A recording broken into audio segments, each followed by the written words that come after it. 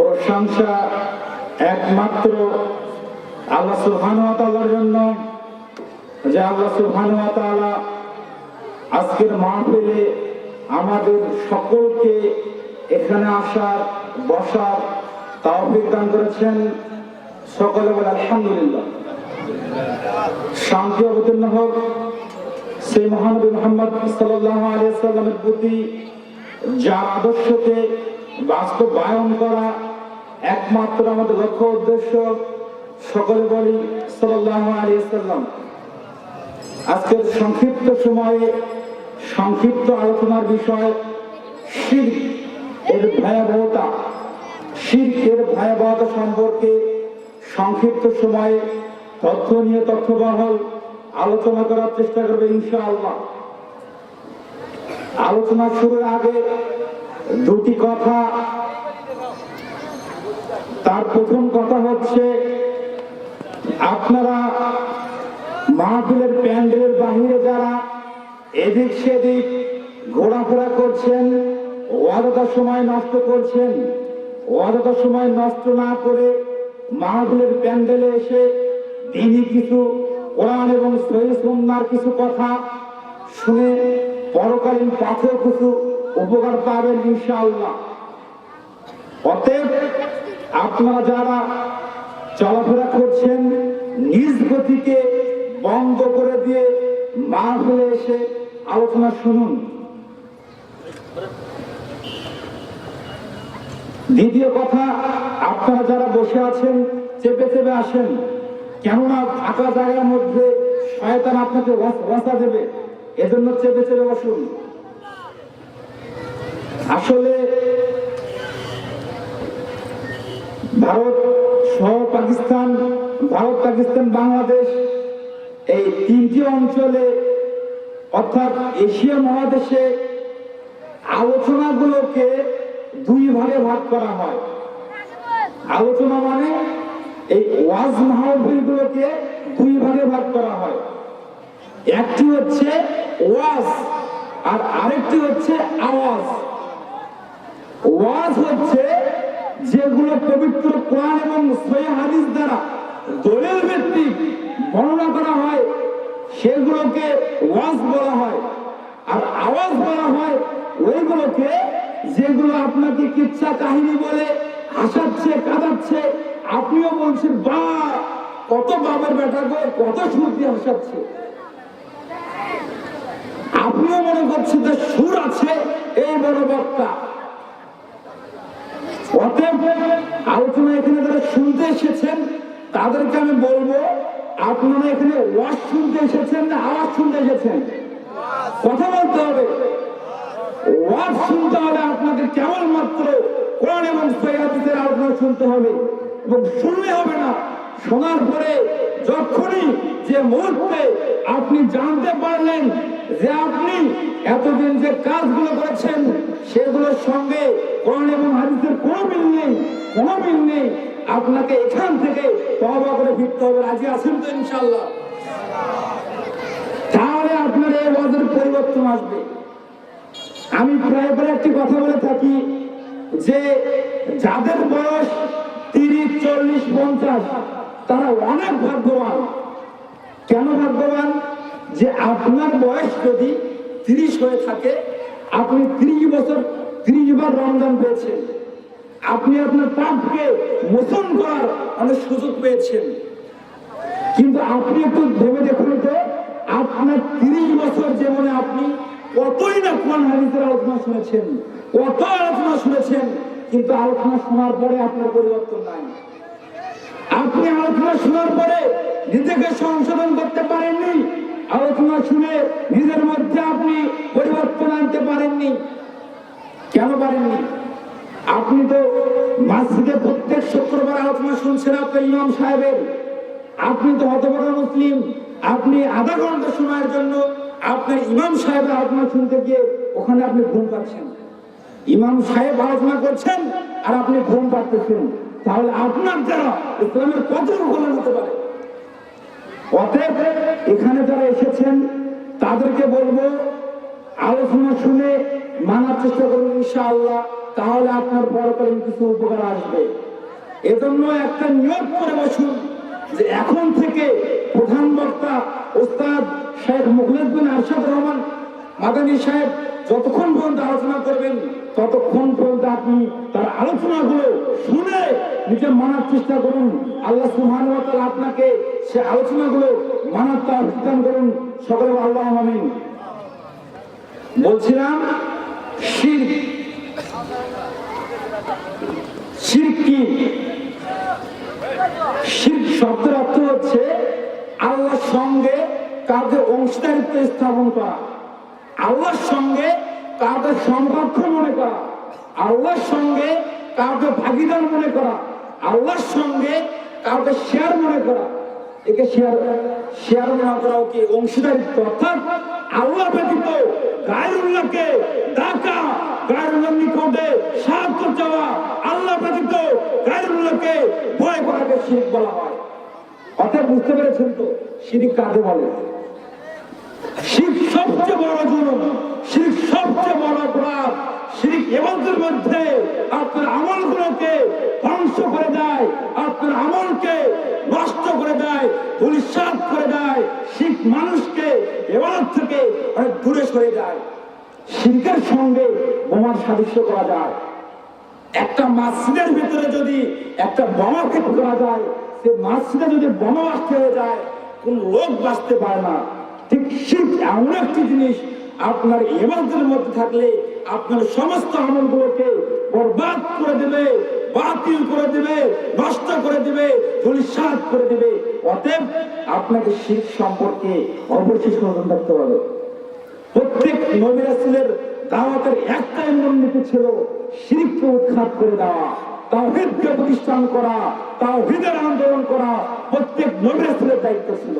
অতএব আপনাকে আমাকে শিরককে উৎখাত করে একমাত্র তাওহীদকে স্থাপন করতে হবে।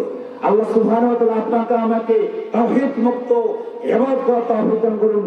সকলে আল্লাহুম্মা আমিন। শিরকের আরেকটি উদাহরণ দিয়ে তাহলে বুঝতে পারবেন।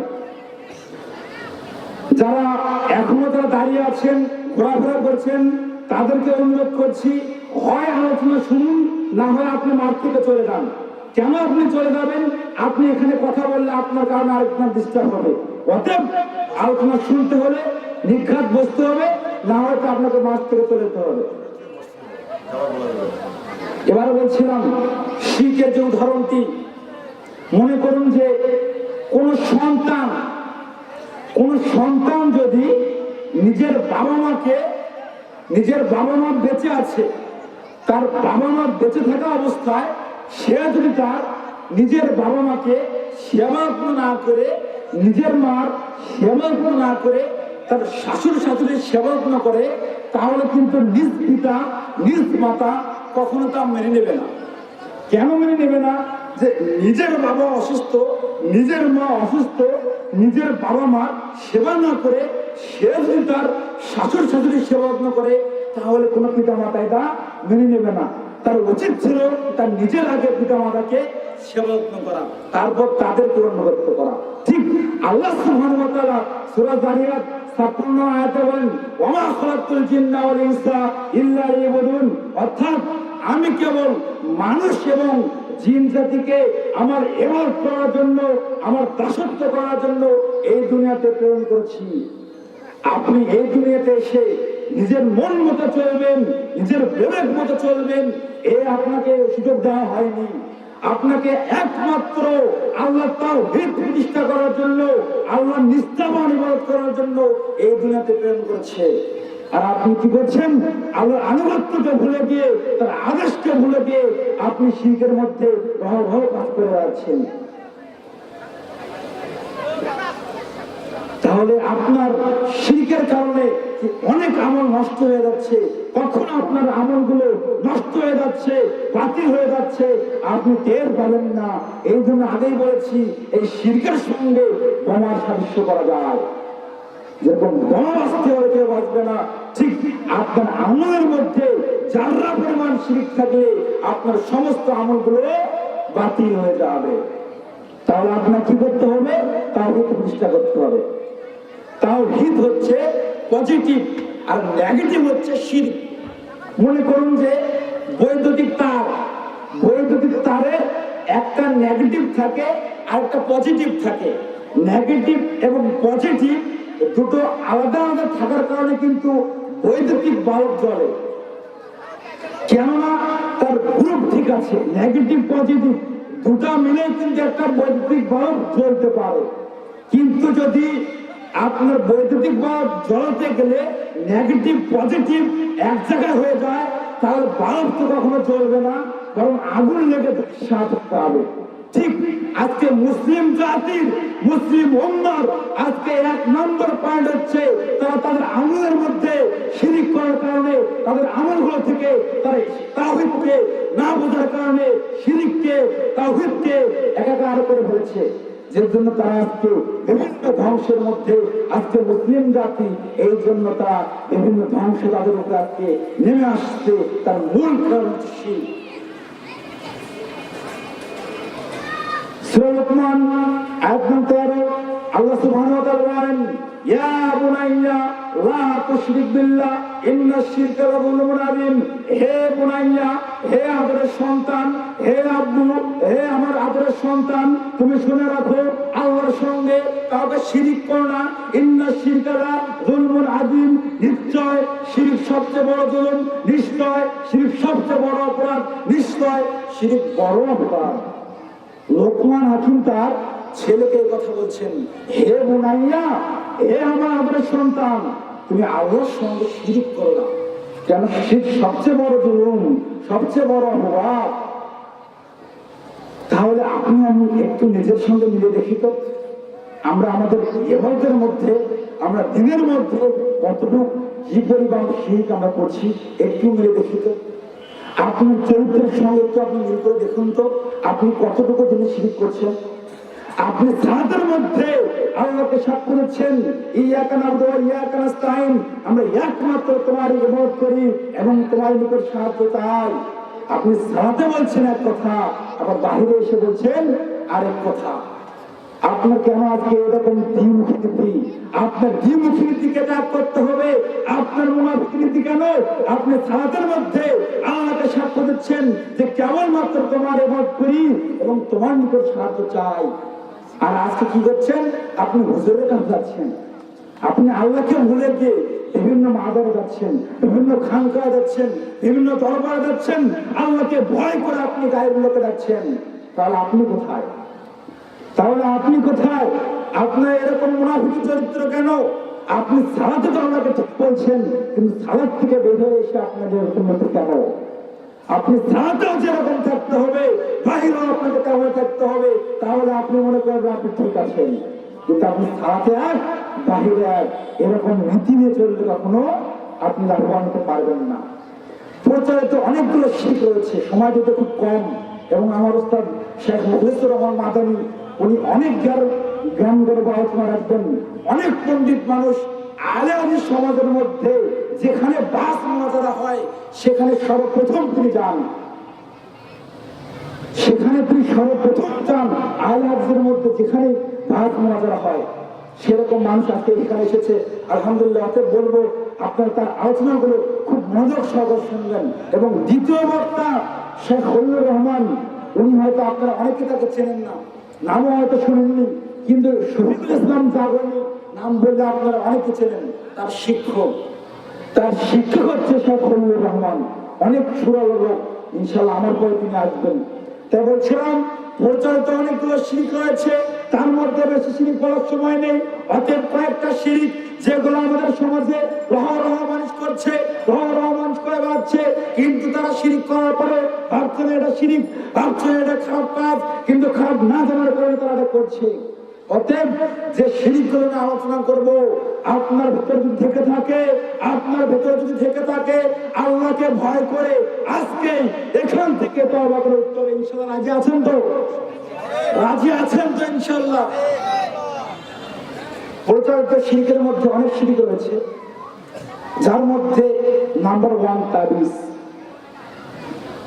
তাবিজের ব্যবসা। আলহামদুলিল্লাহ, এক শ্রেণীর হুজুরেরা হরহ করে বেড়াচ্ছে। এক শ্রেণীর হুজুর তারাই আজকে তাবিজের ব্যবসা করে বেড়াচ্ছে। অথচ রাসূল মুহাম্মদ সাল্লাল্লাহু আলাইহি ওয়াসাল্লাম বলছেন, ইন কুতিলতা হুররিকতা, যদি তোমাকে আগুনে ফেলে দেওয়া হয়, যদি হত্যা করা হয়, তবে তুমি শিরক করো না। কিন্তু ওই যে আপনি কি করছে, আপনার সন্তানটা রাত্রে কাঁদে, আপনার ছেলেটা রাত্রে বিছানায় প্রস্রাব করে, আপনার মেয়েটা ভয় পায়, আপনি কি করছেন? হুজুরের কাছে যাচ্ছেন, হুজুরের কাছে গিয়ে আপনি তাবিজ নিচ্ছেন, হুজুরের কাছে গিয়ে আপনি তাবিজ নিচ্ছেন যে হুজুর আমার এই সমস্যা, আমার ছেলেটা রাত করে কাঁদে, আমি ভয় করি, আমাকে তাবিজ দেন, আমাকে তাবিজ দেন। আপনি হুজুরের কাছে তাবিজ নিয়ে এসে আপনি গলায় মাধুরী করে বাঁধছেন। হুজুর তাবিজে কি লেখে? হুজুর তাবিজে দেখবেন অধিকাংশ তাবিজের ভিতরে শয়তানের নাম লেখা আছে, তাই না? শয়তানের নাম লেখা আছে, কিতমির, ফেরাউন, হারুন, কারুন, এগুলো শয়তানের নাম তাবিজের মধ্যে আপনাকে হুজুর লিখে দিচ্ছে। এই হুজুর দ্বারা এক নম্বর পয়েন্টে, হুজুররা এক নম্বরে আপনাকে তাবিজ শিখাচ্ছে ব্যবহার করা। এই কোরআনকে সাথে তাবিজ শিক্ষার জন্য আল্লাহ সুবহানাহু ওয়া তাআলা এই কোরআনকে তিনি মানব জাতির কল্যাণের জন্য, মানব জাতির হেদায়েতের জন্য, মানব জাতিকে সরল পথ দেখানোর জন্য, মানব জাতি যাতে একটা সরল সহজ পথ থাকতে পারে, এই জন্য সরল পথের জন্য আল্লাহ সুবহানাহু ওয়া তাআলা কোরআনকে রহমত স্বরূপ নাযিল করেছেন। কিন্তু হুজুর আপনার কোরআন বিক্রি করে খাচ্ছে, হুজুর আপনার কোরআন বিক্রি করে খাচ্ছে। একটা উদাহরণ দিলে বুঝতে পারবেন তাবিজের। মনে করুন যে আপনি বাজার থেকে 1 কেজি আপেল কিনেছেন, 1 কেজি আপেল কিনেছেন, আপনার শারীরিক দুর্বলতা আছে, আপনি ভাবছেন যে 1 কেজি আপেল যদি আমি খাই আমি কিছুটা হলেও সবল হব। কিন্তু আপনি 1 কেজি আপেল কিনেছেন, কেনার পরে যদি আপনি আপনার গলায় বেঁধে রাখেন তাহলে কি আপনার উপকার হবে? কথা বলতে হবে, উপকার হবে? তাহলে উপকার তো হলো, ঠিকই বলছেন তাই না? আর মনে করুন যে আপনি ডাক্তারের কাছে গেছেন, ডাক্তারের কাছে যাওয়ার পর ডাক্তারকে বললেন, ডাক্তার সাহেব আমার এই সমস্যা। তখন ডাক্তার সাহেব আপনার সমস্যাগুলো শোনার পর একটা প্রেসক্রিপশন লিখে দিল, যে বললো যে এই নামে আপনার প্রেসক্রিপশন, এই ওষুধগুলো এইভাবে খাবেন, ইনশাআল্লাহ আপনি সবল হয়ে যাবেন। কিন্তু আপনি যদি ডাক্তারের প্রেসক্রিপশনটা নিয়ে এসে এরকম করে মাধুরী বেঁধে রাখেন, তার কোনো কাজ হবে? কথা বলতে হবে, কাজ হবে? কাজ হবে না, তাই না? মনে করেন আরেকটা উদাহরণ দিলে বুঝতে পারবেন। একটা বৃদ্ধ লোক রাস্তা চলতে চলতে রাস্তার ভিতরে গিয়ে পিছলে পড়ে গেছে, পিছলে পড়ে যাওয়ার পর কোমরেতে আঘাত পেয়েছে, পাওয়ার পর সে ডাক্তারের কাছে গেছে, ডাক্তারের কাছে গিয়ে বলছে, এ ডাক্তার সাহেব আমি কোমরে আঘাত পেয়েছি, আমি পিছলে পড়ে গেছি, আমাকে ওষুধ দেন। ডাক্তার সাহেব তাকে একটা মলম দিয়েছে, মলম দিয়ে বলছেন আপনি যে জায়গাতে আঘাত পেয়েছেন সেই জায়গাতে আপনি মালিশ করবেন। তাই আল্লাহ বলতে ঠিক আছে। ডাক্তার বলছে আপনি 3 বার মালিশ করবেন, সকালের মধ্যে ঠিক হয়ে যাবে ইনশাআল্লাহ। লোকটা কি করলো? লোকটা সে মলমটা নিয়ে গিয়ে, যেহেতু ডাক্তার বলেছে যে জায়গাতে ব্যথা পেয়েছেন সে জায়গাতে লাগাবেন, লোকটা ভাবলো ওহে আমি তো ব্রিজে পড়ে গেছি, আর ডাক্তার বললো যে যেখানে ব্যথা পেয়েছেন সেখানে লাগাবেন, তার মানে আমি পড়ে গেছি ব্রিজে, তাহলে আমি ব্রিজে লাগাবো। লোকটা কি করলো? মলমগুলো নিয়ে ব্রিজে লাগাচ্ছে। ব্রিজে লাগায় কি কোনো উপকার হবে? কথা বলতে উপকার হবে? লাগানোর পরে আবার ডাক্তারের কাছে গিয়ে বলছে, ওই ডাক্তার তুমি কি ওষুধ দিলে আমাকে? তুমি তো বললে যে 3 বার লাগালে শেষ হবে, আমি সব লাগালাম, কোথায় কোনো উপকার হবে না। ডাক্তার বলছে, আরে ভাই কোথায় লাগিয়েছেন? বলছে ওই তো আপনি বললেন যে আঘাত যেখানে পেয়েছেন সেখানে লাগাবেন। আরে ডাক্তার সাহেব আমি তো আঘাত পেয়েছি ব্রিজে, তাহলে ব্রিজে লাগিয়ে দিয়েছি। তখন ডাক্তার সাহেব বলল, ওরে বোকা মানুষ, আমি তোমাকে বলেছি শরীরের যেখানে আঘাত পেয়েছো সেখানে মলম লাগাতে হবে, আপনাকে আমাকেও যেখানে আঘাত পেয়েছি সেখানে লাগাতে হবে।